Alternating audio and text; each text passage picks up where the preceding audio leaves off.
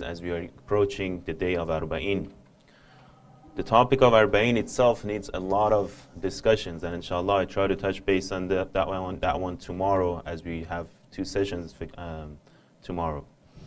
So for the previous nights we started this topic of running an analysis behind the move of Abu Abdullah al-Hussein in the days or the first 10 days of Muharram. So what led to this move, number one, and number two, what was the major concerns of the circumstances of the time in which actually it made Abu Abdullah al-Hussein to make such a move in regarding to Ashura. So we talked briefly to some of the main characters of which was common among the people, right, at the time of Imam al-Hussein, and we mentioned that a lot of those characters we still have it today as we speak of, as if like it's something that is embedded within the human nature, and we all have to be well aware of those. The major element that actually was the main problem in terms of making Abu Abdullah al-Hussein to actually make this move, it is called to actually revive the people or release them from this topic of ignorance or this topic of jahiliyyah, right? To actually sort of revive the hearts of people from ignorance and jahiliyyah. So this ignorance has so many forms, has so many examples, right? Some they refer to as traditional ignorance and the modern ignorance. So many different examples in different forms and shapes. As I mentioned, like even today, we can see that every single one of us are probably dealing with some kind or some form or some example of this ignorance. Now, what makes it a little bit more difficult is a lot of times we are not aware of it, that we are actually dealing with this type of ignorance within ourselves, within our society, within our communities. So the more we emphasize, the more we concentrate on the move of Imam al-Hussein, on the tragedy of Karbala, and the tragedy of Ashura, the more of this enlightenment, right, gets actually bestowed upon our hearts, and more of the wisdom, in a sense, we actually gain. So this is just one of the benefits of actually attending and participating in the majalis of Imam al-Hussein. Of course, when we open up the path of spirituality and the spiritual benefits of attending the majalis, mashallah, there is no limit into it. As I mentioned, so many different riwayas in which they all talk about the benefits of majalis of Abu Abdullah al-Hussein. Taken from shedding slightest of tears to making steps towards the holy shrine of Abu Abdullah, going all the way to giving support and giving help to those who want to become the Zahir of Imam al-Hussein, or even those who want to participate in the majlis of Abu Abdullah al-Hussein. So we see it that in any regards, as long as it comes and it gets connected somehow to Imam al-Hussein, there have been so many rewards and benefits been reporting for this specific topic, which makes Imam al-Hussein a very unique case, right? So it's multi-dimensional, multi-aspect, right? You don't, not necessarily only for those who are died in Karbala, but even those who are far, far away, right? And yet again, with the clear intention, with the good intention, right?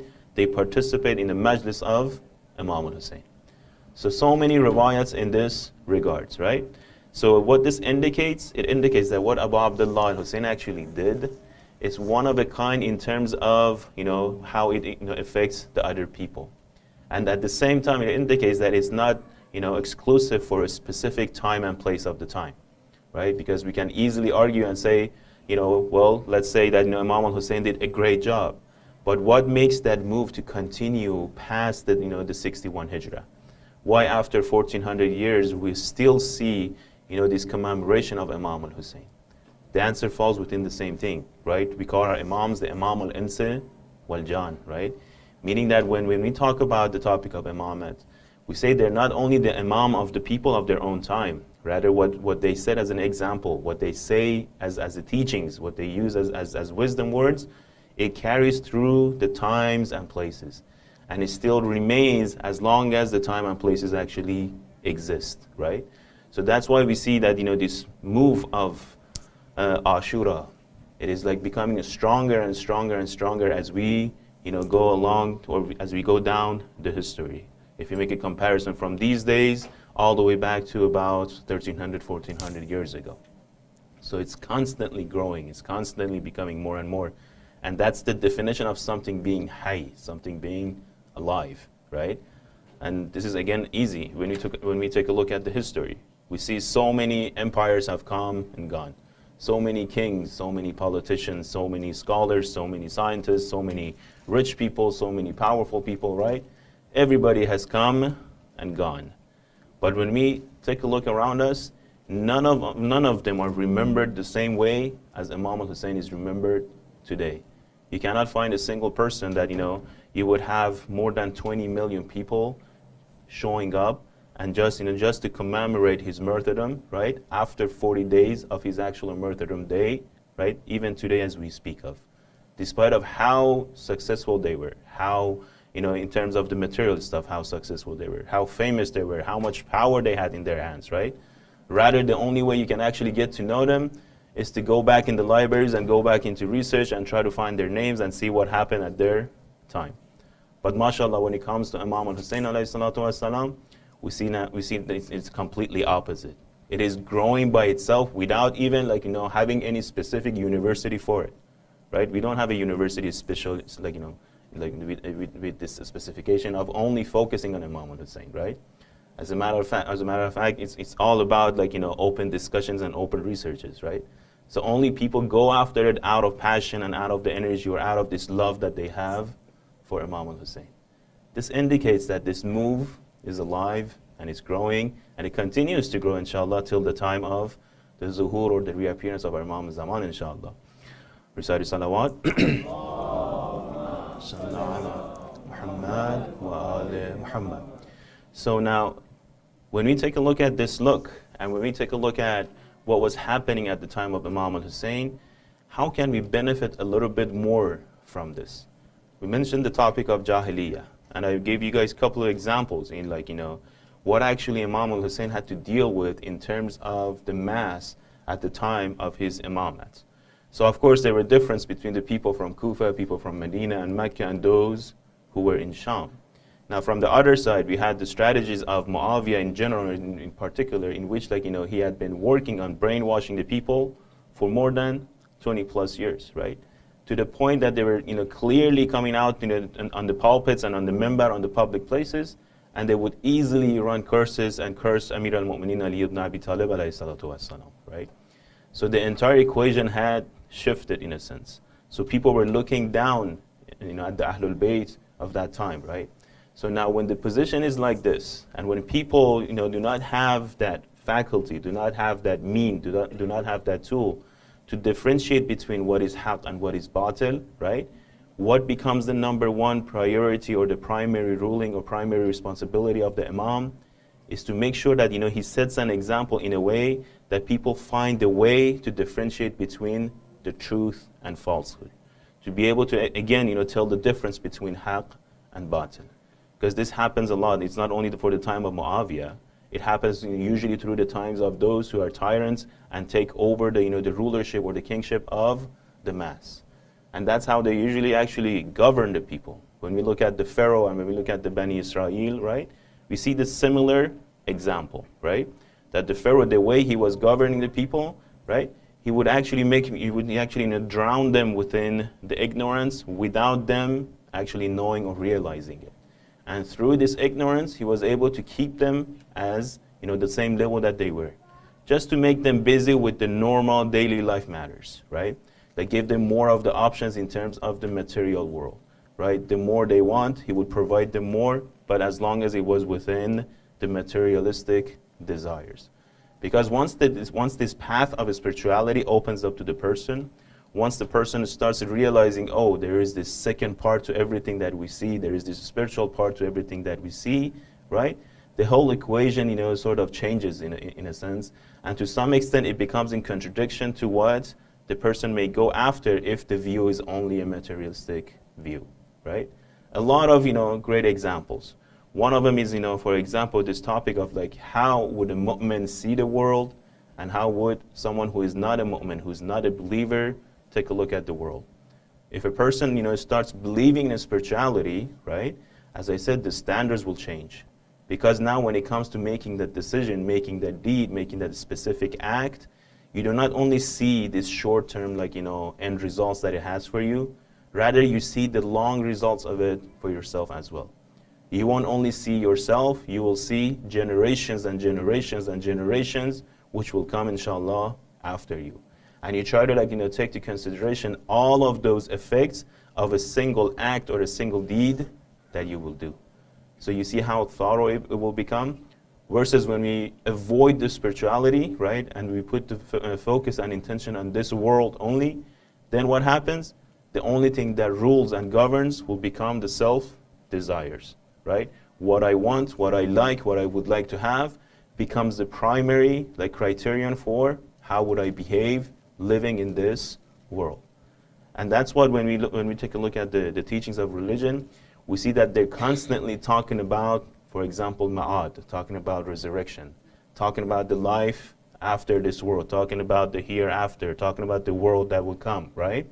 All of this is for what?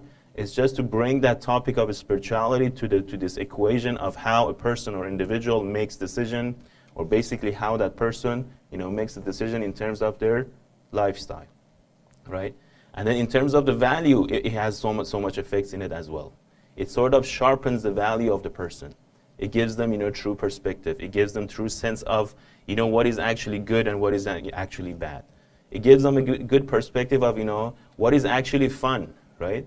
If you take the same way, if you take the definition of having fun, for example, how a mu'min would have a fun and how would a non-believer define having fun, it would be completely different. Again, based on the same argument.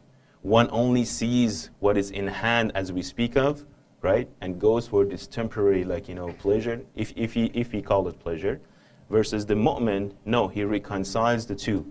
He says we have the material and the spiritual, right? So even if I want to have fun, I want to go in a way about it that I would not lose my spirituality over that, to having that temporary fun. So we see that there will be a clear difference in terms of actions, right? And this is where that the major lessons of all of this spiritual or all of these religious moves come to play, to revive people, to enlighten people from this materialistic view, right? To sort of shaking them up, you sort of tell them to wake up, take a look at the long run, take a look at what's beyond this material world. If we're just here to have fun and do as we wish and then just live 60, 70 and 80 years and then that's it, as if you just turn off the light, then what's the point of all of this creation? Why would Allah subhanahu wa ta'ala create this entire universe just for us to come here and do as we wish without any set of standards or any set of values, without any path of perfection, right? Without any accountability, without any responsibility, right? We call that just the jungle rule, right? You do as much as you can. Versus when it comes to religion, it says, no, it's not, do as much as you can. No, versus, take a look at the long run, see whatever you do, how much of the benefit does it have for you truly? And again, not only in the short run, in the long run, which in the long run includes the short run as well, right? So saying that, when we take a look at the teachings of the Quran, the teachings of the Ahlul Bayt, and the move of Abu Abdullah al-Hussein, right? Let's start with the Abu Abdullah al-Hussein himself. When we talk about him, we're talking about the true religious leader, right? What are some of the characters that we may find in someone who wants to lead a religious society? And when we say religious society, it's not exclusive only for religious people, right? That's one of the major differences. If the religious leader is a true leader, he leads actually those who are religious and those who are unreligious, right? He sets a role model for every class of people, not only for those who are believers, but for those who are non-believers as well. Why? Because again, he goes based on what we call it the haqq. Haqq is unchangeable, right? It's constant. And then as long as Imam goes according to the haqq, everybody who can lay fingers on and call them human, they can benefit from his teachings or the way that he actually moves, right? Because it's a perfect role model based on the truth. And this truth, is beneficial for every person despite of their background and despite of their faith. So that's why when we look at the messages of Ashura and the messages in which we learn from the move of Imam al-Hussein, we see that even humanity, even today, can benefit so much from how Imam al-Hussein set up the perfect example, right?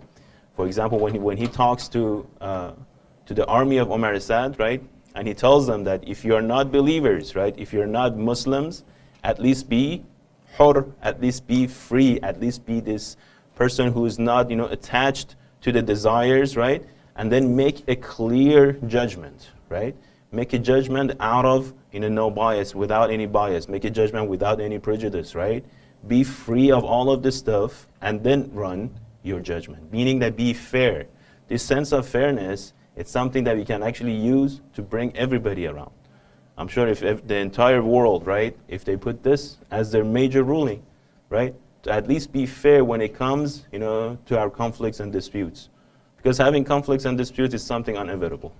It happens within every society, every community, every country, every groups, right? Every masjids, right? We have this topic of disputes. But how to bring them together, right? Because we know we all have the same needs, we all want the same thing, right? Different, approaches, different methods, of course. How do we bring them all to the same place? So when we look at the divine leaders,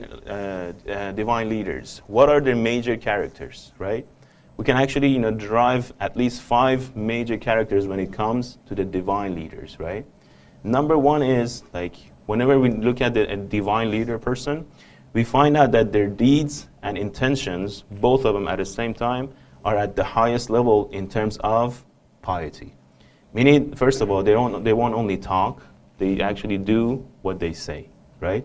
And this is where it brings the second character as well. Inshallah, we'll talk about it. But the Quran says, اتَّبَعُوا مَنْ لَا يَسْأَلَكُمْ أَجْرًا وَهُمْ مُهْتَدُونَ, right? Follow those, right, who do not ask you for anything in return, number one, وَهُمْ مُهْتَدُونَ. Meanwhile, they themselves have been already guided, have been already on the right path. It sort of gives us two specific character of these divine leaders. It's like, the person that you want to follow, right? Take a look at them, right? Who's going to be better? The person who's actually already, went through this path of salvation and has already been guided, has already been tested, or the person who has not gone through this path and is just, saying some stuff, through something that he has observed. Make a comparison between the two, right? When it says la yas'alukum ajran, and then it says wahum muhtadun, right? Again, it talks about the both sides in terms of the theory and in terms of practice. Meaning not only they lead or they call people towards a specific purpose, they set an example by going through the same path themselves, right? So you always see this match between their practices and what they say, right? And that's why they say it's a method in which all the prophets and messengers actually used as well. It wasn't that they would come and they would have a lecture on the side, they would have a class on the side, and they would say, oh, people, be good and do all of this stuff. No, they would set an example by doing all of those goods themselves, right? And that's how it becomes interesting, because we say, how do they actually motivate people? And they talk about this. They say the only thing they do is not twisting people's arms or making them to make decisions by force. No. What do? They elucidate, they elaborate, they describe what the perfection is for the people, for those followers, right? And when they describe what the perfection is, because they already have that perfection within themselves, they contain that perfection in themselves, right? It creates this motivation for the people to start following them, right? If I talk about something that I do not have, more likely nobody's going to listen to it. Versus when I talk about something that I already contain it, then people start believing in it, right? It's a topic of honesty and that sincerity that comes to play, right? So when Imam al-Hussein is talking about this perspective of life, right? For example, he says, إِنَّ اللَّهَ مَا خَلَقَ خَلْقَ اللَّهِ إِلَّا لِيَعْرَفُوهُ. He says, indeed, Allah subhanahu wa ta'ala has not created this creation, إِنَّ اللَّهَ مَا خَلَقَ خَلْقَ اللَّهِ إِلَّا لِيَعْرَفُوهُ. Except for this reason, except for this purpose, لِيَعْرَفُوهُ.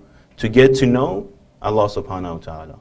To get to know, to recognize, to acknowledge Allah subhanahu wa ta'ala. Why? فَإِذَا عَرَفُوهُ عَبَدُوهُ. Because when they start realizing, when they start acknowledging Allah subhanahu wa ta'ala, they're going to start worshipping Him. فَإِذَا عَرَفُوهُ عَبَدُوهُ. فَإِذَا عَبَدُوهُ فَاسْتَقْنِ مِنْ عِبَادَتِهِ مَا سَوَاهُ. So once they start worshipping Allah subhanahu wa ta'ala, they become independent, they become free of worshipping anything else. Remember yesterday we talked about this, that one of the major or the common needs that we see in every human being, as long as it's a human being, is this need of worshiping, right? Every single human that we see in this entire globe, it has the need of worshiping, right? Whether they acknowledge it or not, whether they know it or not. And then it's easy example. When you take a look at their life, everybody's worshiping something. It's just a matter of what are they worshiping and why are they worshiping it. Some worship spiritual beings, some worship material beings. For some, their car becomes something that they worship. For others, their house becomes something that they worship. For the third group, their houses, the house and their income becomes what they worship. For some people, their family become what they worship, right? And then when it comes to spirituality, again, everybody has different definition of, what they should be worshiping in terms of spirituality. When we come to Islam, it clears that vision. It clears and it removes all of those illusions, right? It gives us that perfect, picture again. Again, not by forcing us to go, through this path, but actually trying to pave the way in a way of elucidating what should be actually worshipped, right? So when we talk about Allah subhanahu wa ta'ala, when we talk about Him as being, that perfection in which contains all of the other perfection within it, right? It sort of gives us this path that, the only thing that you have to worship, it has to be the thing that, it contains everything within it. Otherwise, you're just taking a portion of the true image. And once you take the portion of the true image, all you're going to get, if you get, right, is that partial perfection, and not the true perfection in which you actually deserve, right? So that's the first character of the leaders, in which, they go according to whatever they say. Just as Amir al-Mu'minin Ali ibn Abi Talib alayhi salatu wasalam said,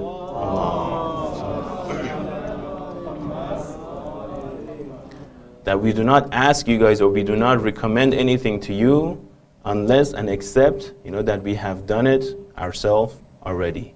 We have gone that path already. We have finished that path, finished that journey already. And that's when we make the recommendation for others, right? That's when the leader actually makes that recommendation. Similar hadiths from Rasulullah as well, in which he tells people that, when the messengers and the prophets, they come, they never lie to those who follow them. Why? Because we say this is, impossible. Why is it impossible? Not that they do not have choice over it, no. Meaning that because they already contain what are they calling people towards, they cannot lie about it, right? Again, if I don't have it, it could be two ways. It could be right or wrong, right? I could be right about what I claim, or I could be wrong about it. But once I contain that perfection within me, right, there is no way that I can be wrong about it, right? So this is the first character of the true, religious leaders. What about the second character? The second character, they call it the strong will. Now, when we talk about strong will, as you all know, the great prophets are called ulul azm. So ulul azm means those who actually contain this strong will. So now when we take a look at ourselves, mashallah, everybody has a strong will. So what's the difference? This one needs a little bit, introduction before I actually can explain it. When it comes to human nature, they say human nature has two different intellects, right? In which we call it aql. One is called the aql al-amali, and one is called aql amali. One is called the theoretical intellect, versus the second one is practical intellect, right? And then they give an example. They say this theoretical intellect can be grown by studying, by learning, by reading different books, right? Going through schools. But the practical intellect is something that you actually have to put whatever you learned into practice. And that's how it actually grows. If you do not put whatever you learn into practice, this practical intellect is going to remain at the same level. So the only way it grows is by practicing what actually the theoretical intellect is going to tell it. And then overall, they say, how would this grow in terms of reality? They say it only grows only if it's on the path of haqq, meaning the information that's been given to it is the true information, right? It is the real stuff. It is through the haqq in which this intellect will grow. Once the intellect grows, the practical intellect, it grows if the person decides to. There's always this matter of choice, right?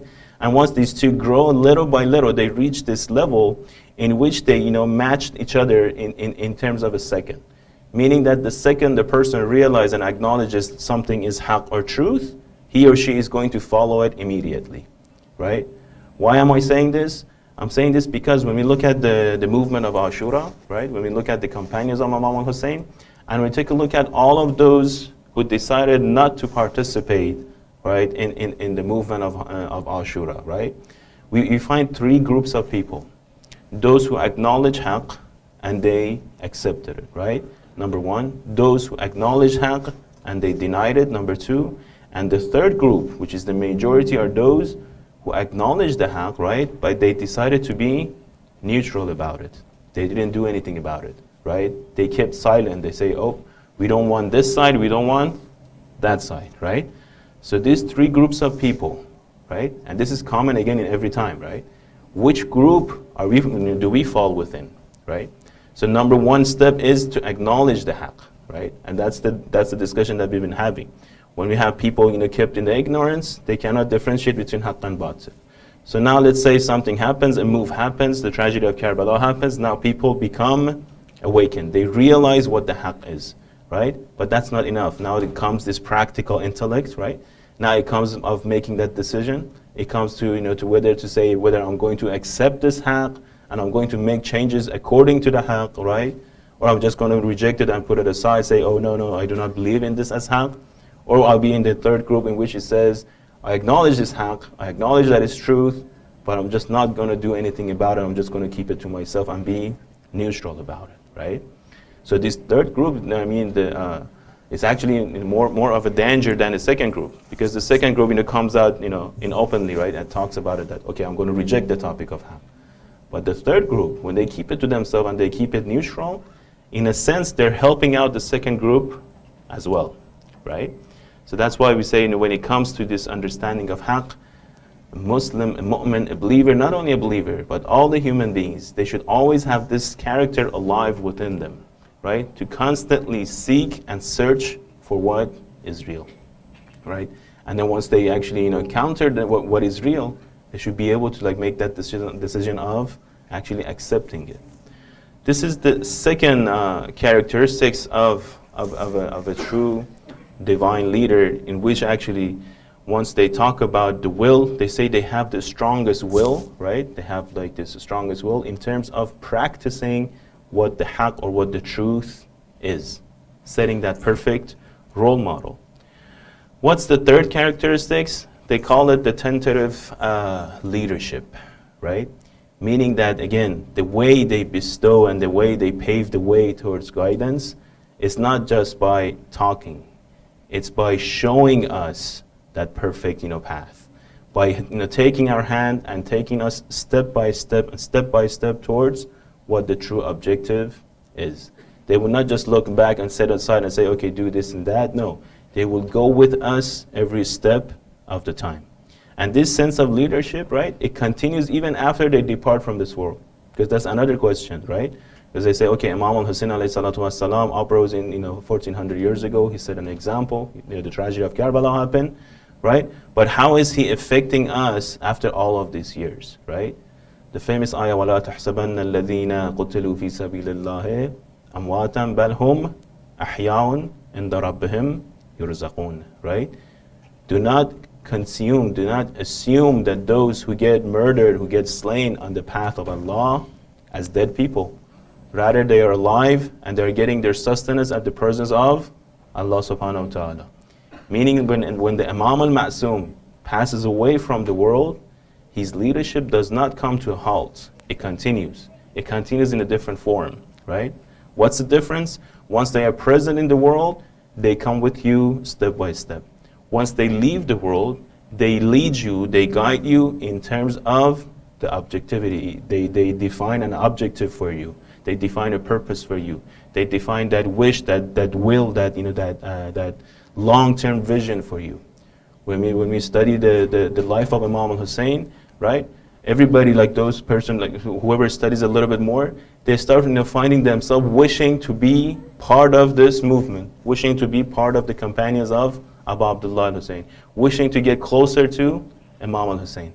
This is how he actually leads everybody, despite of being actually in the material world. Ya laytani kuntu ma'akum fa'fuza fawzan azima, right? It is this wish that we wish to be part of this movement. We wish that we could actually be part of this great movement just by setting that objectivity or that objective and purpose for us. So that's the third character.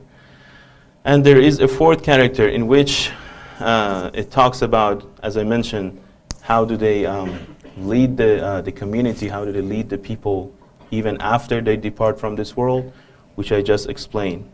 So inshallah we can benefit the most out of this leadership and out of this perfect role model of Abdullah al-Hussein. And let's remember and let's ask Allah subhanahu wa ta'ala to give us the tawfiq of going for the ziyarat of Arba'in inshallah in our life, and inshallah benefit from their shafa'ah. Recite the loudest of your salawat. Muhammad wa ala Muhammad. So when we talk about leadership, at the same time, this topic of accepting the leadership comes up to the play as well, right? Very same question. If Imam al-Hussein alayhi salatu wasalam, Imam al-Ma'sum of his time, grandson of Rasulullah sallallahu alayhi wa sallam, and the son of Lady Fatima, son of Amir al-Mu'mineen, he stood up and then he faced the army of Umar Assad and he started like telling them, talking to them, reasoning with them, having, sending them back to their common sense. But how come none of this stuff, none of these words, none of this preaching, it worked, it didn't work on those people? What was the major cause? What was the major problem here, right? In which Imam al-Hussein defines it himself. He says, your stomachs are all been filled with haram, right? How important is this, haram food? And haram food is not only food. Sometimes it's haram lectures. Sometimes it's haram, scenes. Sometimes it's haram places, right? All of it. When we say haram, right, that's the definition of haram, right?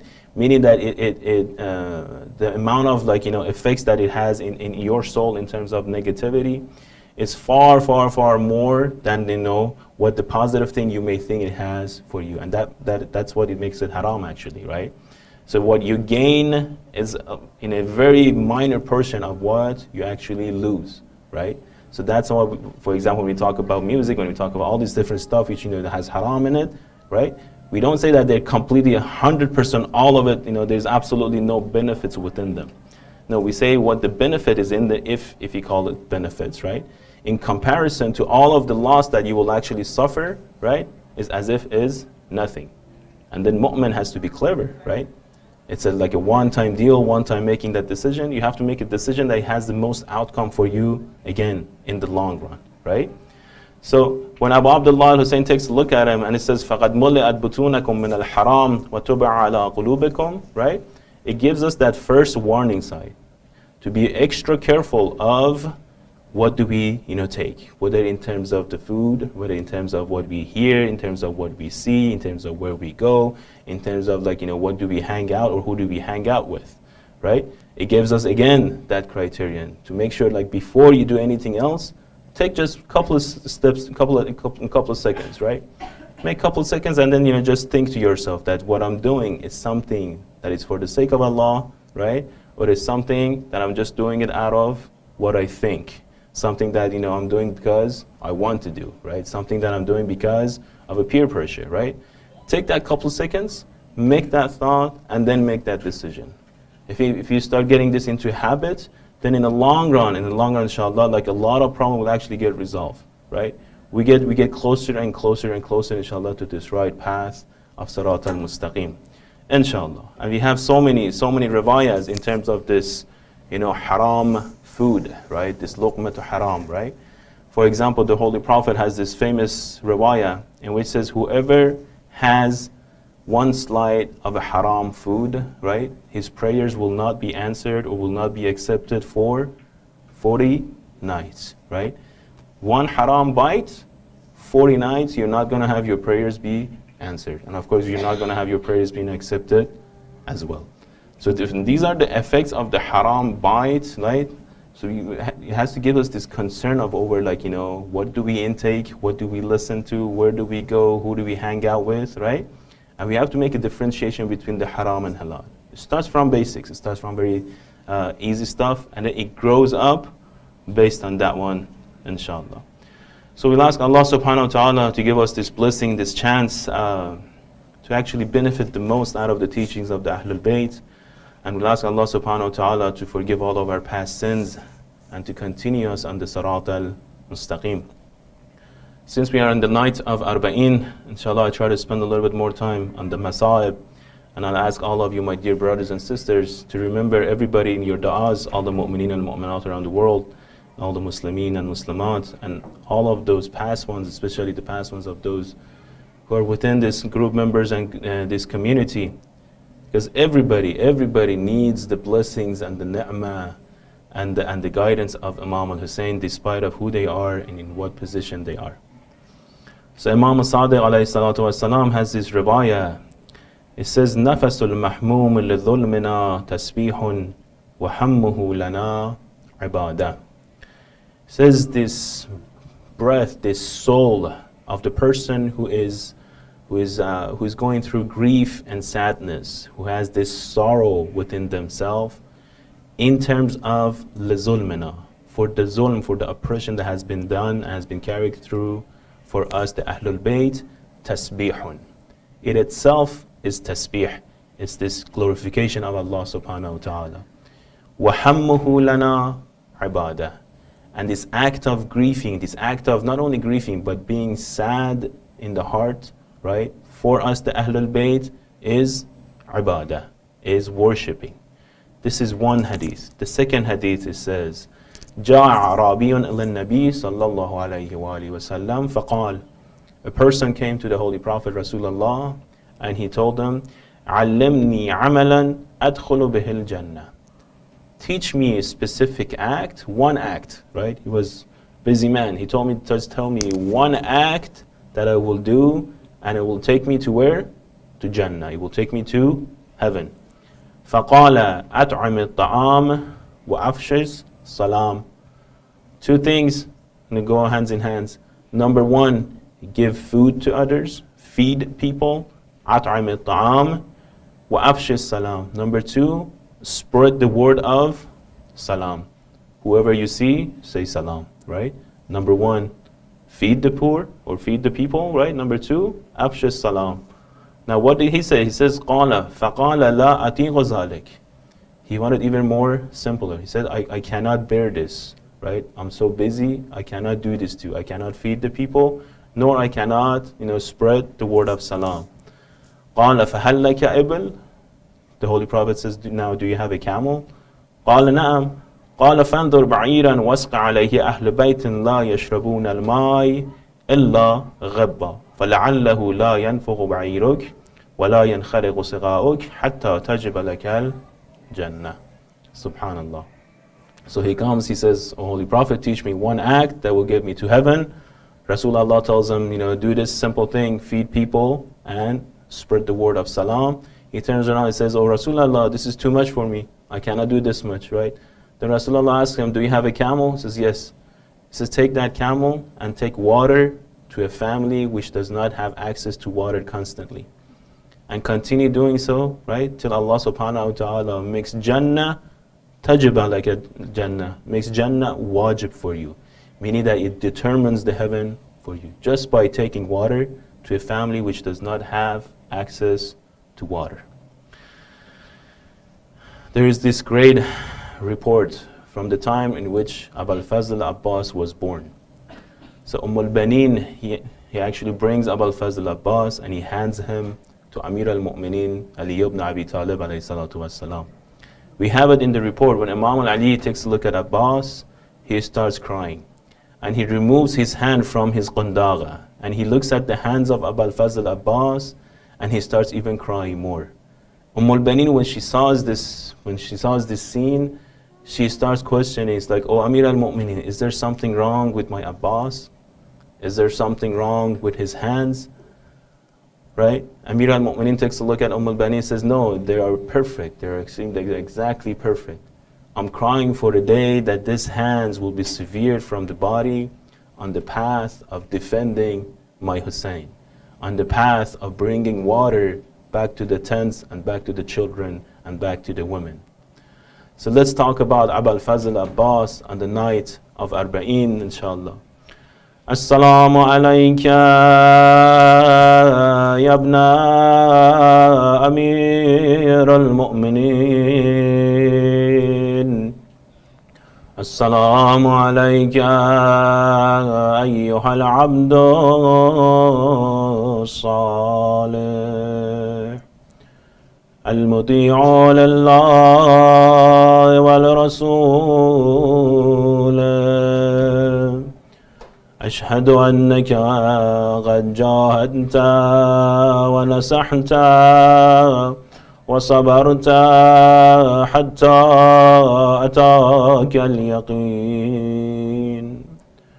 لعن الله الظالمين لكم من الأولين والآخرين وألحقهم بدرك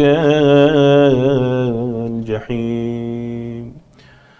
Let's go back to the day of Ashura, when all was said and done, when all the companions have gone. Abu Abdullah al-Hussein took a second, he looked to his right, there was nobody left. He looked at his left side, there was nobody left. He shouted out, هل من ناصر ينصرني هل من ضاب يضب عن حرم الله. Is there anybody who wants to support us?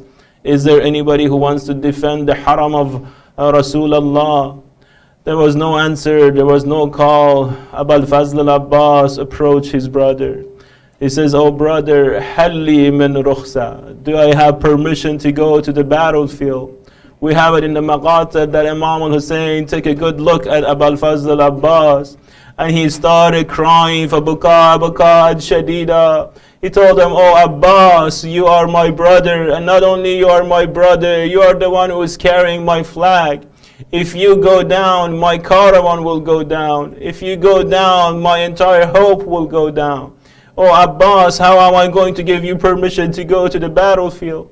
Abbas replied, oh Imam al-Hussein, I know what is going on, but I cannot bear this pain anymore. I have seen enough. This life has become worthless for me. Let me just go and show this hypocrites and show this munafiqeen of what true a warrior is. Imam al-Hussein took a look at Abbas again and he says, well, if you want to go to the battlefield, first go and bring some water for the women and children. Al-Abbas goes, he picks up his water bag, he picks up his spear, he picks up his armor, he picks up the flag, he gets on the horse and he heads towards the Farad. He breaks through all the guards. Some reported about 4,000 guards were guarding the Farad. He breaks through. They ask this question, how is it possible for one man to go against 4,000 people, all of them being, being actually covered with archers and being ready with bows and arrows?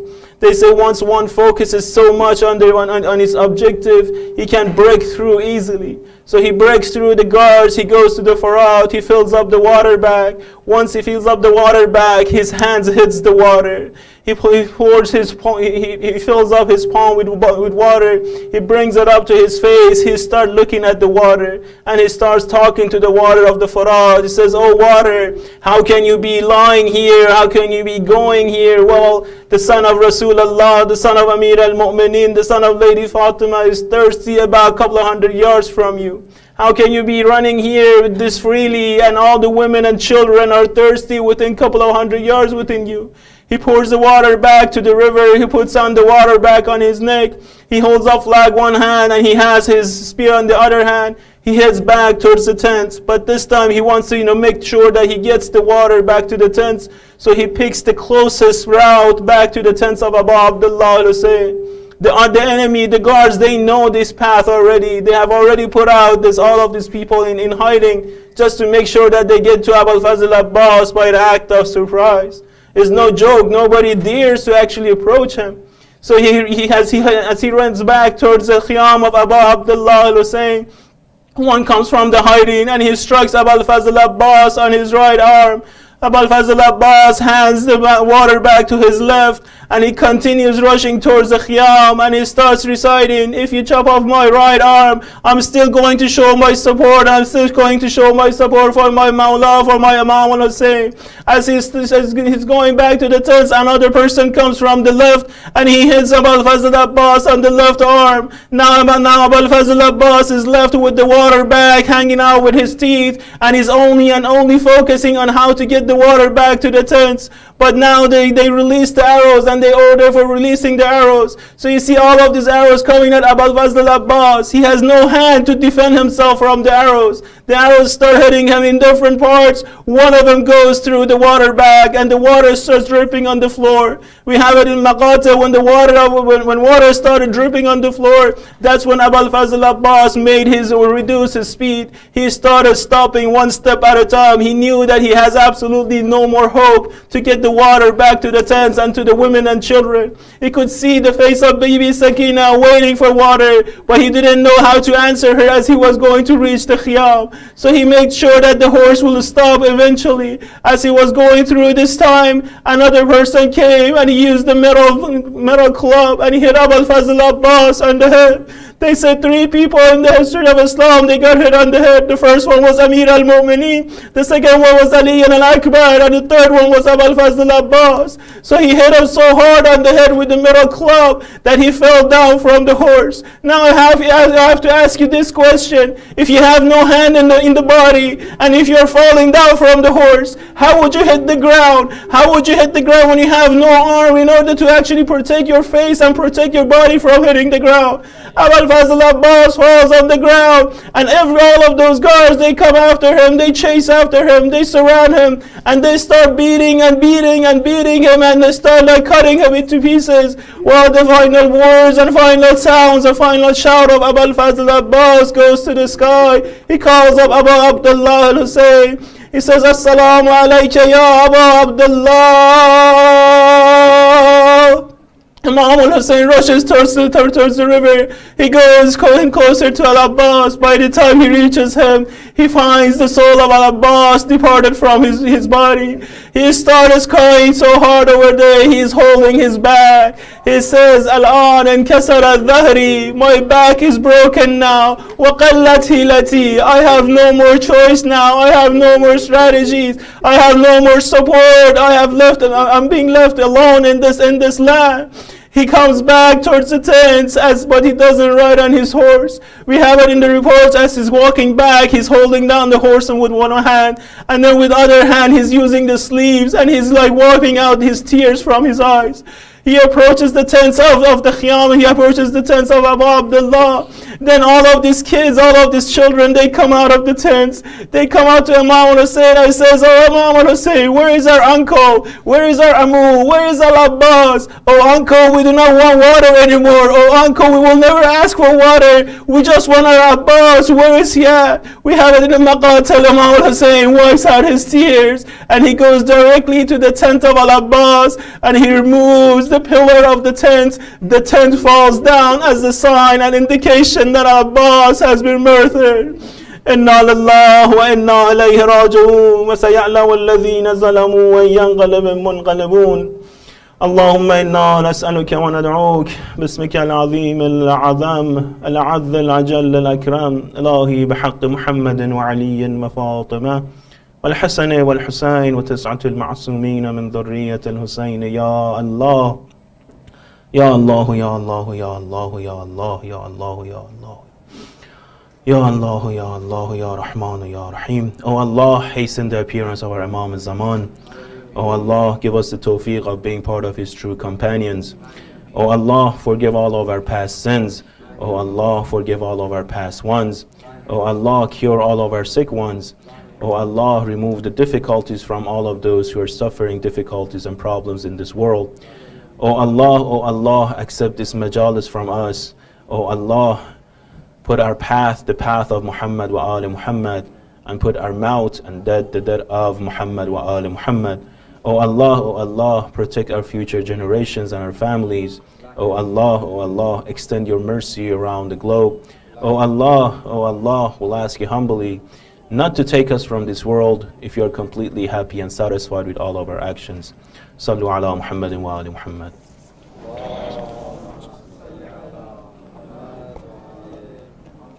Ya Hussein,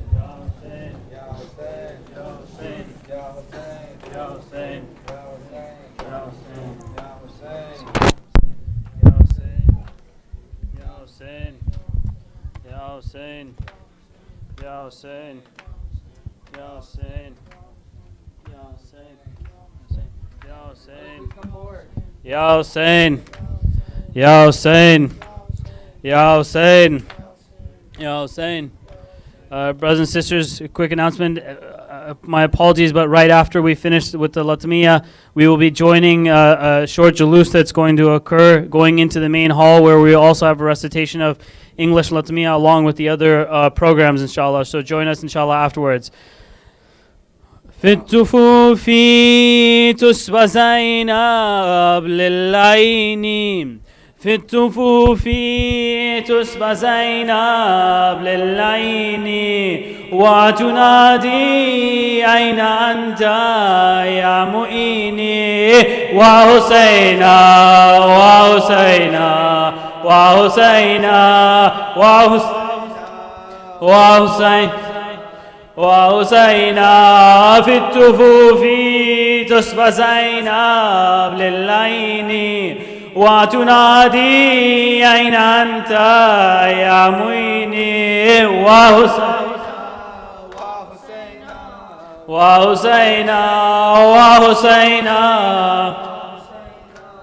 when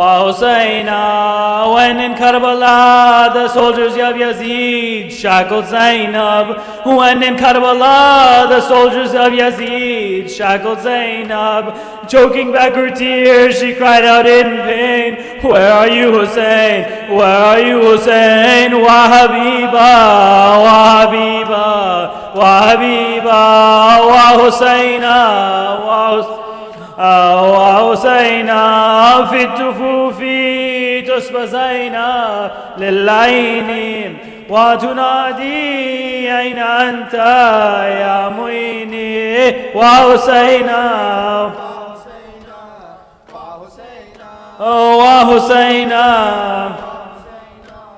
وحسينا, but your body lay trampled and slain, lifeless on the sand. But your body lay trampled and slain, lifeless on the sand. And your holy head thrust atop a spear, severed by Shimmer's hand, severed by Shimmer's hand. Waqatila, waqatila, waqatila, wa Husayna.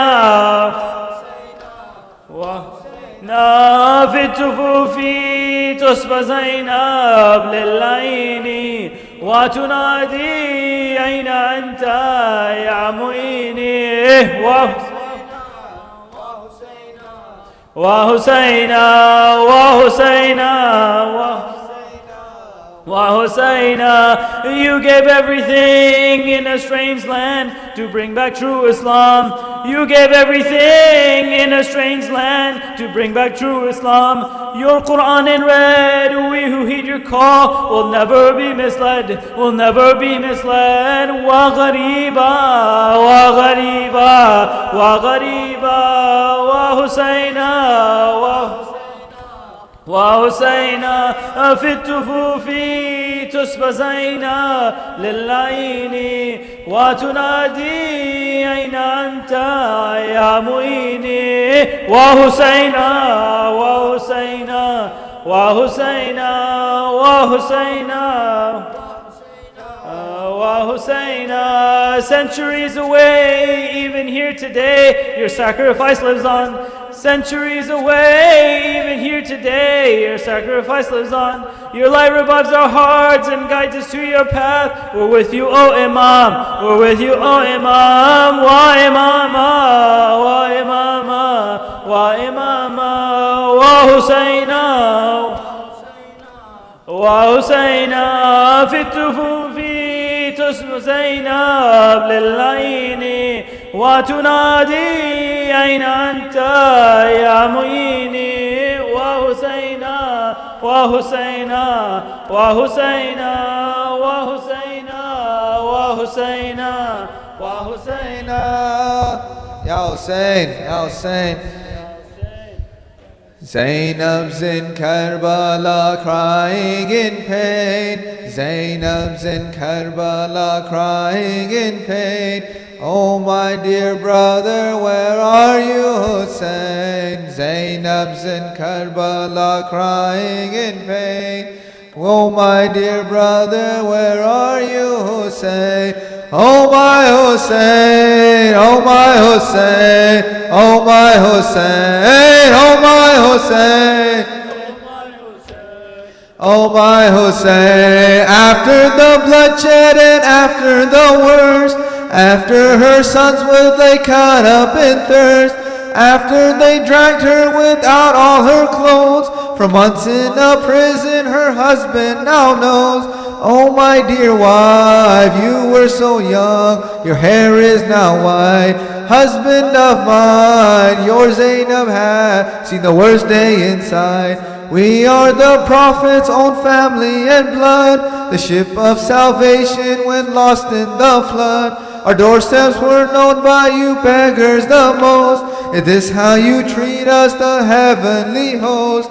If you will leave and want to do wrong, then we are the ones. Leave us till death, but Hassan and he are the Prophet's own sons. Zainab's in Karbala crying in pain. Zain, my dear brother, where are you, Hussein? Zainab's in Karbala crying in pain. Oh my dear brother, where oh my Hussein, oh my Hussein, oh my Hussein, oh my Hussein.